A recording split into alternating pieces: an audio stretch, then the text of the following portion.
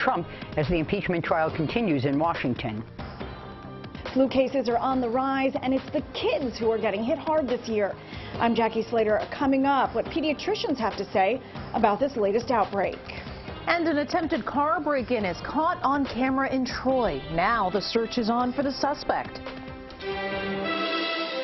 From WNYT Albany, News Channel 13 live at 4 begins right now. Good afternoon, I'm Benita Zahn. And I'm Karen Terracci. Jerry is on assignment. It's another historic and contentious day on Capitol Hill. Right now, House managers continue their opening arguments in the impeachment trial of President Trump. You are looking at a live picture. House managers say the president blatantly abused his power. His defense team argues Mr. Trump did nothing wrong. Alice Barr reports from Washington. Senators will please be seated. In day 2 of opening arguments, House impeachment managers drilling down on Article 1, the charge that President Trump abused his power by pressuring Ukraine to investigate his political rivals. The president's conduct is wrong. It is illegal. It is dangerous. House managers laying out how abuse of power fits the constitutional grounds for impeachment. You can think of these as the ABCs of high crimes and misdemeanors: abuse, betrayal, and corruption. The president's legal team has called the impeachment case invalid because it doesn't name an actual crime. Today, Democrats trying to debunk that using these past statements from the president's own attorneys and allies. It certainly doesn't have to be a crime. If you have somebody who completely corrupts the office of president. I think that's what they meant by high crimes. Doesn't even have to be a crime. That was Lindsey Graham during the Clinton impeachment. Today, the senators saying no to new witnesses. I want to end this thing sooner rather than later. And as Republicans complain they're not learning anything new from opening arguments, Democrats slamming them for voting against early motions to bring in new documents and witnesses. If they want new stuff, there's plenty of it. President Trump on Twitter saying no matter what you give to the radical left, it will never be enough, indicating that even if moderate Republicans do vote to allow new witnesses, he might use executive privilege to shut them down. Alice Barr, NBC News, Washington. Well, the cold start to the day gave way to more comfortable temperatures. It did. Let's head over to Chief Meteorologist Bob Kovacic in the Weather Center for more. Bob? Hello, ladies. Good afternoon. Yes, it did moderate as expected. Upper 30s today in a lot of our locations around the viewing area. Let's head over to Vermont. Bennington College, Bennington Southwestern Vermont Medical Center, where it's 37 degrees right now. Quite a bit of clouds around across the Green Mountains. Not a bad day there. Catskill as well. Looking to the Catskills, surprisingly enough, the Catskills, 36 degrees, hardly any breeze at all showing up this afternoon. And up to Lake Placid, a live look in on the webcam across Lake Placid and, of course, Whiteface Mountain. So all in all, a rather clouded afternoon, but temperatures are very much in the comfortable, I guess, reasonable zone. Next 8 hours shape up like this. We drop back through the 20s, mid-20s by midnight tonight and for Friday. Starting out in the low 20s and then rising well up into the 30s, maybe near 40. Some sunshine tomorrow. The weekend, well, coming to much more clarity now in this weekend storm, and it's not a snowstorm for most of us. Talk about that coming up. Ladies? All right, thanks, Bob. If you're seeing a lot of sick calls at work, you're not alone. The flu is partly to blame. The CDC says at the beginning of November, Louisiana was the only state with high flu activity. Well, that increased to 5 states by the end of November. And at the end of December, well, as you can see, pretty much the entire country was red, showing an increased number of flu cases. Jackie Slater joins us live with what we're looking at here in New York.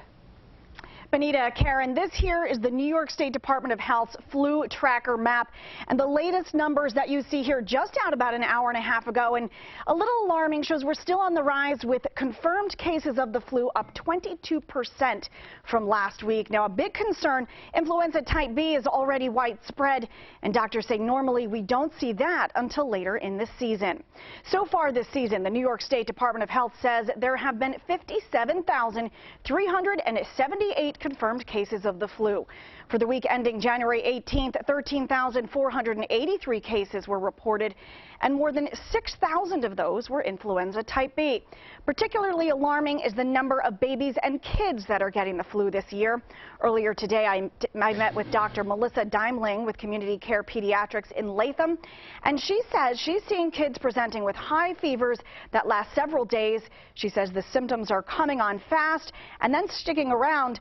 When it comes to vaccinations, people should know babies under 6 months cannot get the flu vaccine, and we can all help them stay protected by making sure everyone else who can get one does. Now, that being said, this year they are seeing more cases where people who did receive their flu shot are still coming down with the illness.